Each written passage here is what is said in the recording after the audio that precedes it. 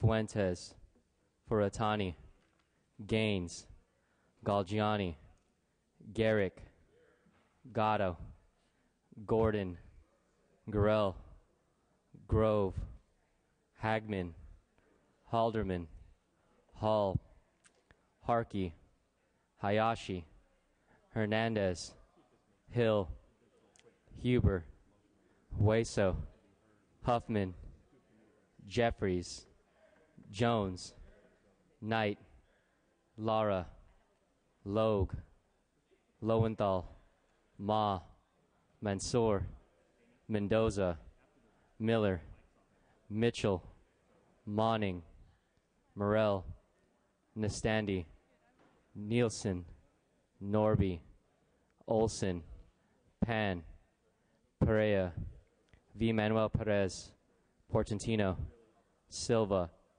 Skinner, Smythe, Solorio, Swanson, Torres, Valadeo, Wagner, Wykowski, Williams, Yamada.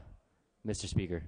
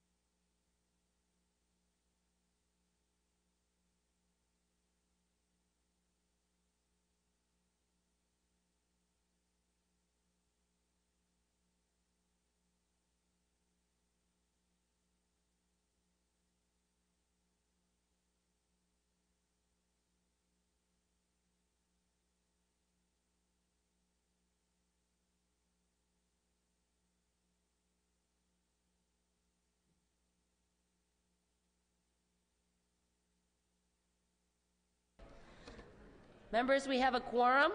We ask our guests and visitors in the rear of the chamber and in the gallery to please stand for the prayer. We ask our Assembly Chaplain, Father Constantine Papademos, to offer the day's prayer. Good morning. Let us pray. Lord, as we begin our work this day, we pause to remember St. Patrick. When he came to Ireland in the 5th century, it was a pagan country. When he ended his earthly life about 30 years later, the faith in you, Lord, was established in every corner. And so, to honor St. Patrick this morning, we offer this traditional Irish prayer.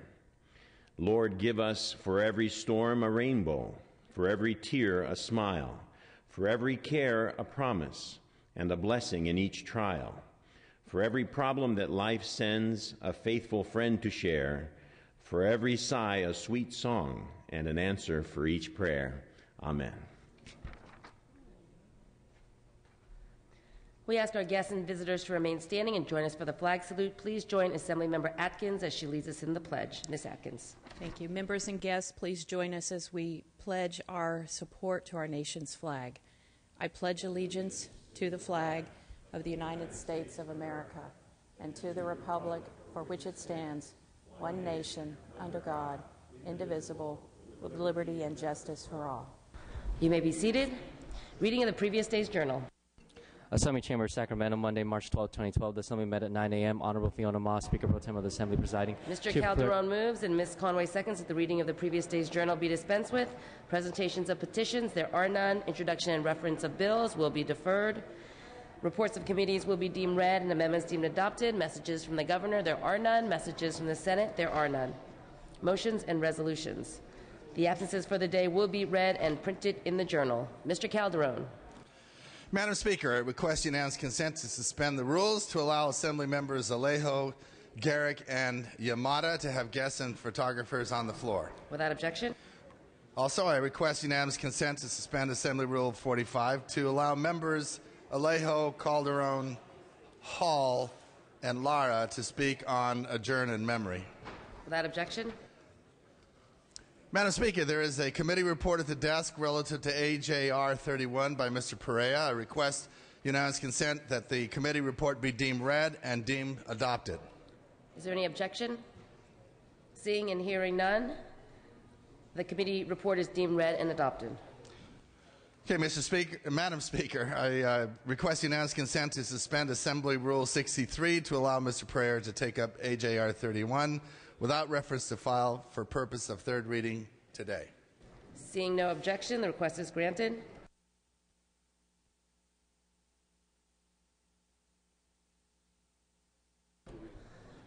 Okay, AJR 31. Clerk will read. Assembly Joint Resolution 31 by Assemblyman Perea and others, relative to the 144th Fighter Wing. Mr. Perea. Thank you, Madam Speaker and members. AJR 31 urges Congress and the Department of Defense to remain committed to maintaining the 144th Fighter Wing and the Aerospace Control Alert Mission in California. The Air Force spends over $70 million per year on the 144th Fighter Wing and employs over 1,000 airmen and women with over 1,600 dependents in Fresno and Riverside. These are valuable jobs that have a huge economic impact on Fresno's local economy. Adding to the already high unemployment rate is something that needs to be reassessed and avoided at all costs. The 144th can respond immediately to an air defense threat with 6 jets and launch an additional 12 jets in less than 6 hours. Out-of-state units would require 24 to 72 hours to mobilize additional aircraft, personnel, and equipment during an emergency in the Southwest region. The proposal to remove the 144th Fighter Wing is costly and places the Southwest Air Defense mission at risk. I am presenting this resolution to respectfully request that Congress and the Department of Defense maintain their commitment to the 144th Fighter Wing and the Wing's Aerospace Control Alert Mission. I respectfully ask for your aye vote on AJR 31 and would like to open the roll for co-authors. Okay, seeing no further questions or debate, Mr. Perea is asking for the first roll to be open for co-authors. Co-authors, members, clerk will open the roll. All members vote who desire to vote. All members vote who desire to vote.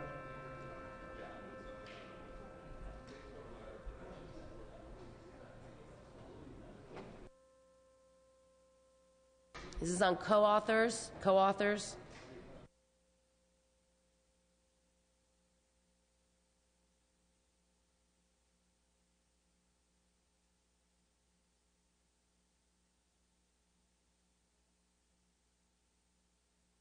co-authors.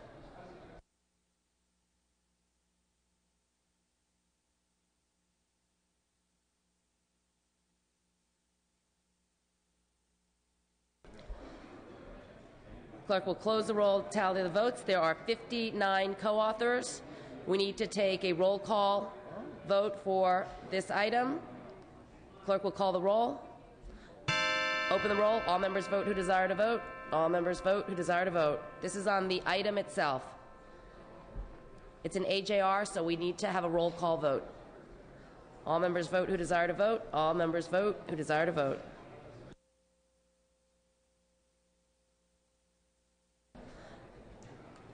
Clerk will close the roll, tally the votes. Ayes 60, no 0.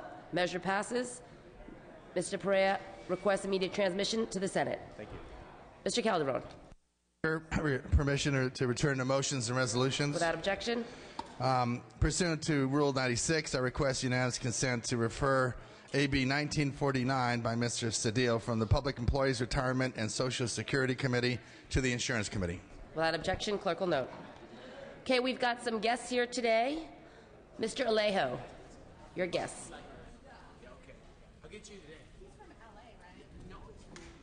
Madam Speaker and members, if I could have your attention, please. Please join me in welcoming the heroic and outstanding law enforcement leaders of the 28th and 27th Assembly District. With us today is Watsonville Police Chief Manny Solano, Soledad Police Chief Eric Sills, Marina Police Chief Eddie Rodriguez, Marina Commander Robert Nolan, Gonzales Police Chief Paul Miller, Salinas Deputy Chief Kelly McMillan, and newly appointed Capitola Police Chief Rudy Escalante. Thank you for your exemplary service, and please join me in giving them a big welcome to the state capitol here today.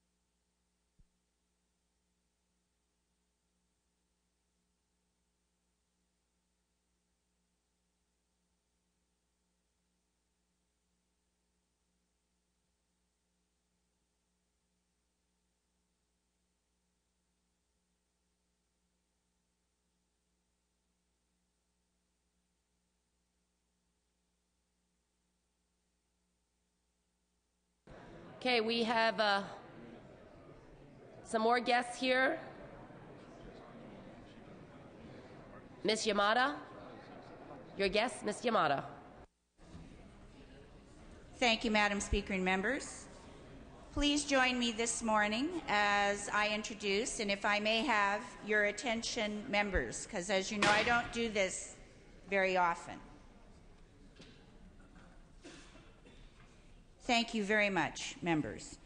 I'm pleased this morning to introduce to you someone who has inspired literally thousands and thousands of students under his care into joining in many walks of public service, as well as in private industry. I'm pleased to introduce Mr. Ken Barnes, who serves at UC Davis, that I'm proud to represent, as the Internship and Career Center Program Manager. Now, Mr. Barnes is a very humble individual, and he is not one to speak about his own accomplishments. But I just want to, by a show of hands in this room, ask how many of us started off our public service careers as interns? Maybe some of you got through a little easier than others, but I know that I began my career in public service as an intern almost 40 years ago. Mr. Barnes, since 2005, has been serving as this very stellar program manager at UC Davis, and since that time has inspired through his recruitment and his own personal will over 2,600 interns that have been coming through his program and placed not only in California but throughout the country and the world. And I think this kind of sort of unsung hero needs to be recognized from time to time. Because many of us know that going into public service today is sometimes considered a great challenge, and we may not be attracting all the people that we need to fulfill these public service roles. But with someone like Mr. Ken Barnes, who has selflessly given his time and energy, and particularly serving to increase the numbers of those who are underrepresented in the internship programs traditionally, has done a great job in ensuring that the diversity of our internship population also reflects that of California.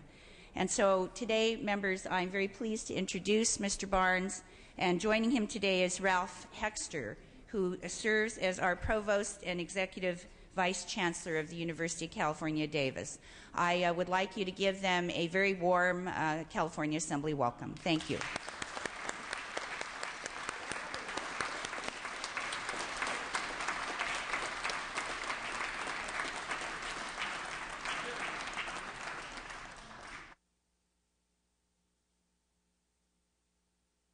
Business on the daily file. Second reading. Clerk will read.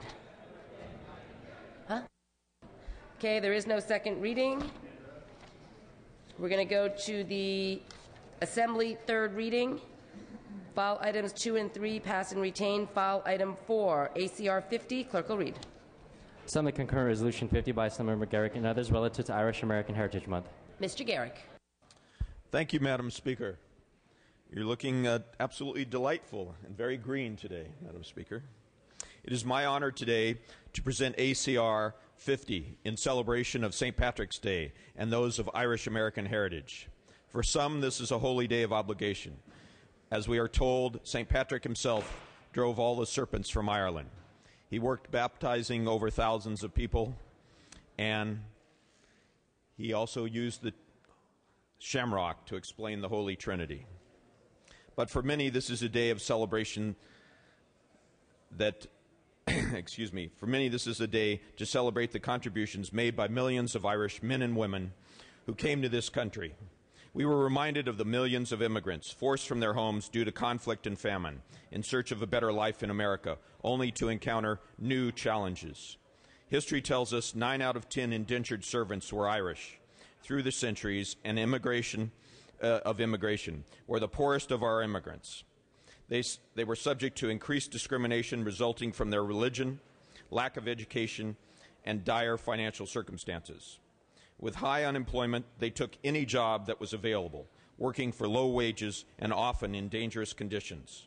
Women were primarily working in mills, factories, and as domestic servants, while the men literally built this country. In the late 1800s and early 1900s, Irish Americans were key in the building of the infrastructure critical to the growth of our great nation. They populated public service departments as policemen, firefighters in staggering numbers. As late as the 1960s, 42% of the police officer force in New York was of Irish ancestry. 9 Irish Americans signed the Declaration of Independence. 20 United States presidents proclaim Irish ancestry. Virtually every aspect of American society has been influenced by those of Irish ancestry. Grace Kelly, Gregory Peck, and John Wayne in films. Bing Crosby, Mariah Carey, the Dorsey Brothers, to mention just a few in music. F. Scott Fitzgerald, Tom Clancy, and Mary Higgins Clark in literature. Georgia O'Keeffe, William Harnett in art. Tom Brady, Danica Patrick, and Nolan Ryan in sports. Henry Ford and Walt Disney in business, and Ronald Reagan and John F. Kennedy in politics. In this room, I'm sure we can find a few more Irish Americans who are helping to shape the future of our great state and our country. In honoring all Irish Americans and their many contributions to this country and the great state of California, it is with great pride that I ask for your aye vote to proclaim March 2012 as Irish American Heritage Month. Madam Speaker, I would ask that the first roll be open for co-authors. Seeing no further questions or debate, Clerk will open the roll for co-authors. Co-authors. All members vote who desire to vote. All members vote who desire to vote.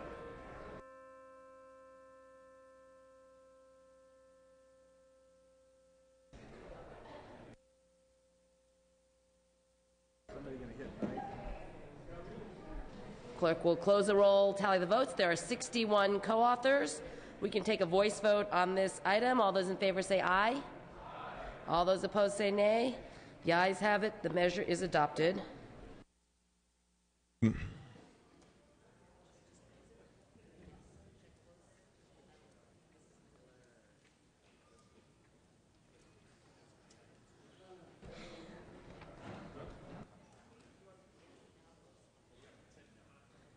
Okay, Mr. Garrick, you have guests here today? Yes, I do have some guests. I just wanted to conclude with, as many of you know, St. Patrick's Day celebrations come in all forms, from parades to green beer to shamrocks to our very green speaker today. And no matter how you choose to celebrate this day, I offer you this traditional Irish blessing to return home this weekend. May you always have work for your hands to do. May your pockets always hold a coin or two. May the sun shine bright on your window pane, and may the rainbow be certain to follow each rain. May the hand of a friend always be near you, and may God fill your heart with gladness to cheer you. Happy St. Patrick's Day this Saturday. And to conclude our celebration, Senator Corbett and I would like to introduce the parents and soon the students of the Wayland Kennelly Academy in Sacramento who will be who will be performing for us shortly. The parents I'd like to recognize up above.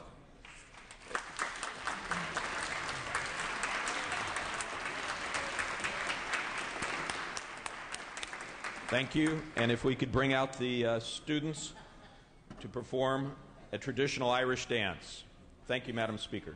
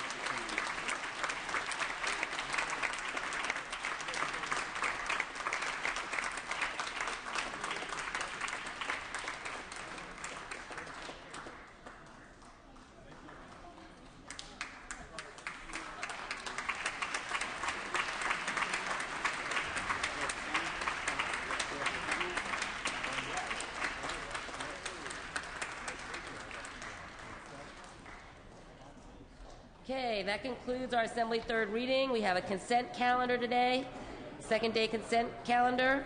Does any member wish to remove an item from the second day consent calendar? Seeing and hearing none, clerk will read. Assembly Bill 1445 by Assemblymember Mitchell and others, an act relating to jails.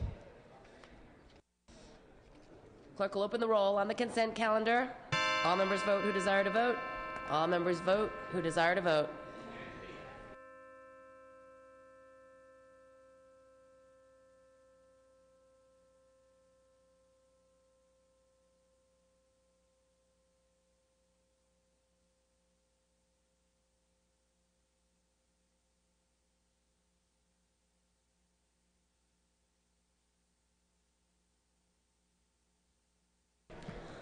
Clerk will close the roll, tally the votes. Ayes 68, no 0. Assembly Concurrent Resolution 110 Ayes 68, no 0. and Senate Concurrent Resolution 66. Ayes 68, no 0. This concludes the business on the daily file. We will now move to announcements and adjourn in memories. Mr. Alejo, Mr. Calderon, Mr. Lara, and Mr. Hall were approved for adjourn in memories today. Mr. Alejo. Madam Speaker and members, it's with a heavy heart that I respectfully request that we adjourn in memory today in honor of Mike Davenport, a respected community leader of the 28th District and a Gavilan Community College Board trustee. He passed away on Friday, March 2nd at the age of 46 after suffering a head injury from a spontaneous accident. Mike was a full-time manager at Cisco Systems and president and CEO of Morgan Hill Cigar Company.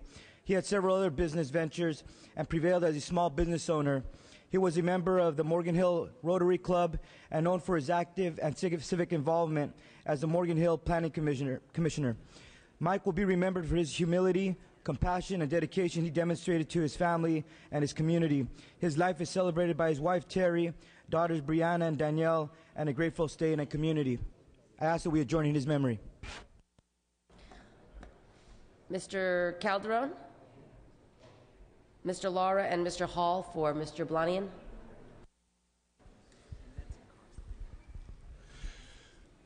Yes, Madam Speaker and members, today I rise to adjourn in memory of someone that I've known for 20 years, Mr. Rod Blanian. Mr. Blanian passed in his sleep 2 days ago, and I thought it was fitting and proper that we recognize the contribution that he made to this institution and to this state. He was a consummate believer and protector of this institution, both as an insider when he worked as an attorney general, a legislative secretary to George Deukmejian, and undersecretary at the Department of Corrections, and who literally ran the program, and when he was a lobbyist representing the horse racing industry. Horses were one of his loves. We're going to miss him. It's hard to believe that he's gone. The shock that reverberated through this building was palpable to learn about his passing. We remember him not only because he was straightforward, honest, fair, but also because he had a wonderful sense of humor. Sometimes an incredible sense of humor that might have gone a little bit too far. But like, for instance, when it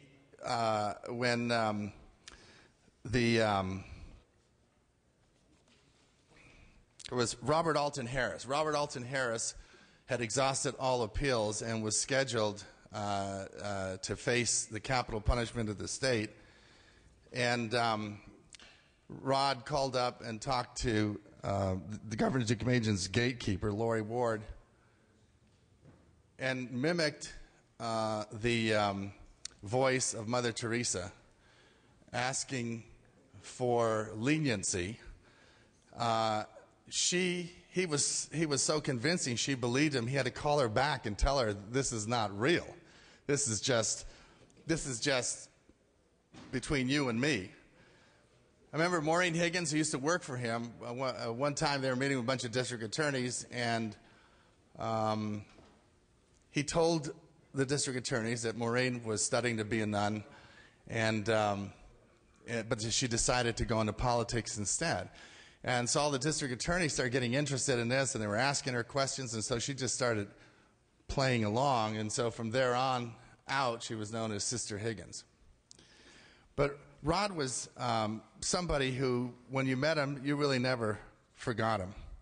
When he became Deukmejian's legislative secretary, he took a picture of himself in a helmet holding a bat, saying with a caption, "Ready to do battle with the legislature."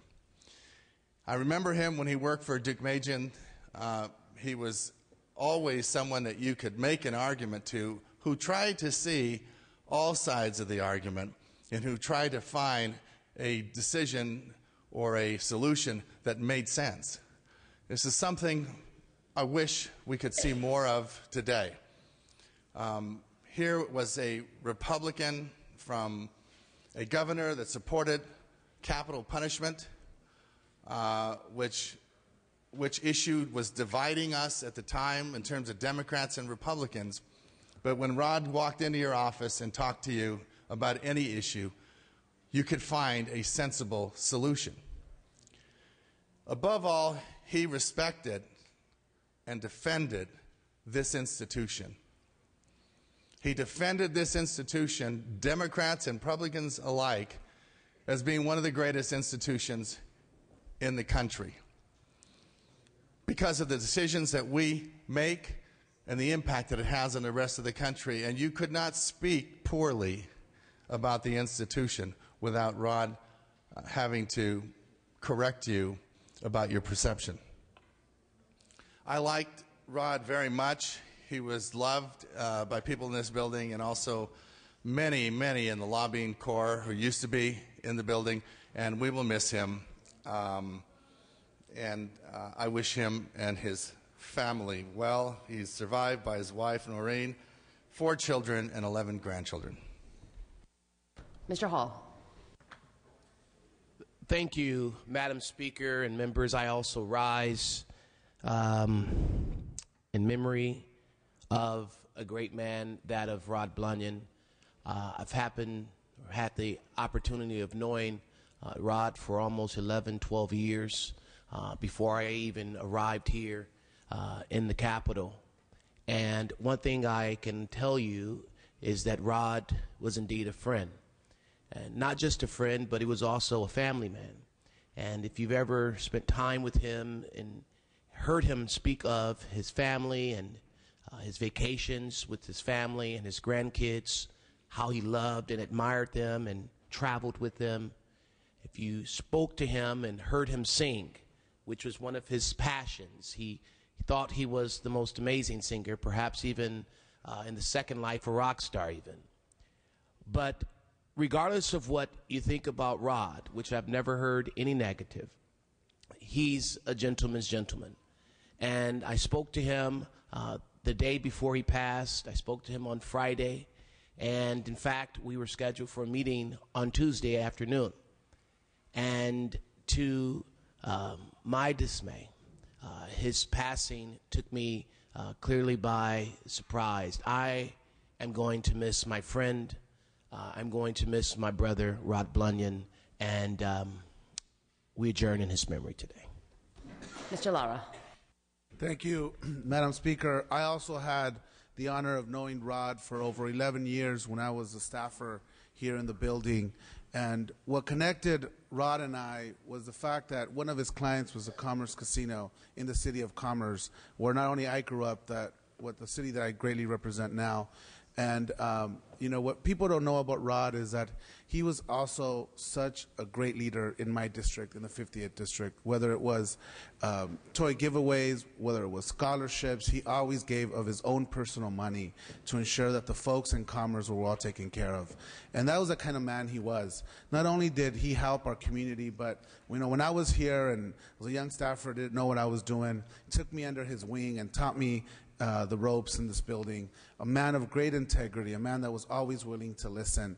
And we've lost not only a great ally here in Sacramento, but my constituents in the city of Commerce have lost a tremendous friend. Thank you. Mr. Bradford.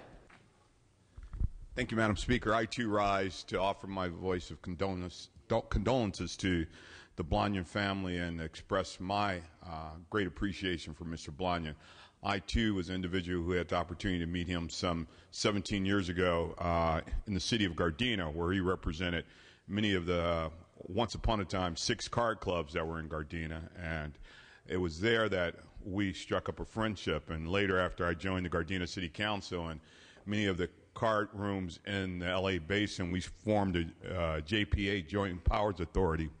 And it was under Rod's leadership that we formed that authority to make sure that our interests were running parallel with those other interests throughout the state and promoting gaming throughout California. So he was a man of great integrity, as has been stated, a man of great vision, a man of great passion, and he will be sorely missed not only in this institution but through the state of California and through the gaming industry throughout the state. So I offer my condolences. Thank you. Mr. Nielsen. Madam Speaker, ladies and gentlemen of the Assembly, it was a real blow to hear this news the other day, and I called Governor Deukmejian. Governor Deukmejian and Rod and I had spent many, many hours together during my tenure as Republican leader and when Rod was the legislative secretary for Governor Deukmejian. But it dated way back to his earlier years working for then Attorney General George Deukmejian. The bipartisan testimony about him is a good example of the kind of man that he was and the credit that he was to the institution. And I'd argue that he did not just defend this institution, ladies and gentlemen. By his actions daily for many years throughout his career, he helped make this institution worthy of credit.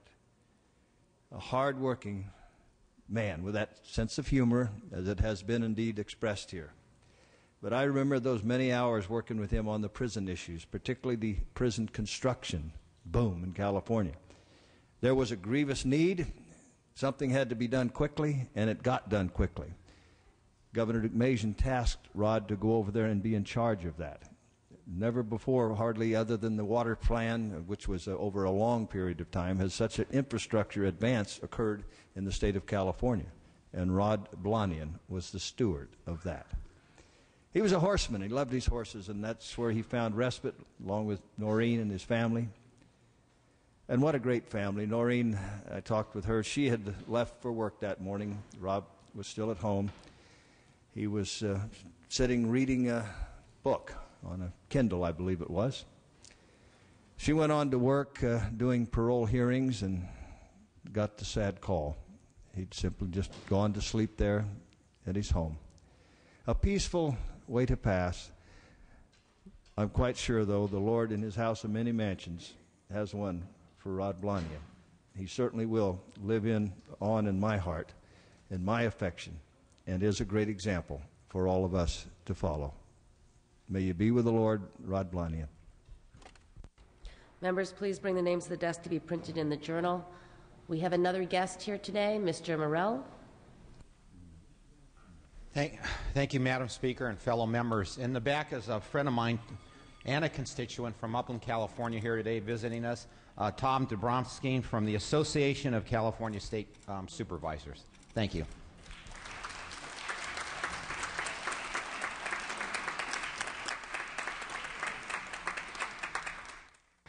Okay, the session schedule is as follows. Friday, March 16th, no session, no check-in. Monday, March 19th, floor session at 12 noon. We will recess until 3:45 p.m. and reconvene at 3:45 p.m. for the State of the Judiciary address. Tuesday, March 20th, check-in session. Wednesday, March 21st, check-in session. Thursday, March 22nd, floor session at 9 a.m. All other items remaining will be passed and retained. All motions shall be continued. I'm ready to entertain a motion to adjourn. Mr. Calderon moves and Mr. Garrick seconds that this House stands adjourned until Monday, March 19th at 12 p.m. noon. Quorum calls lifted.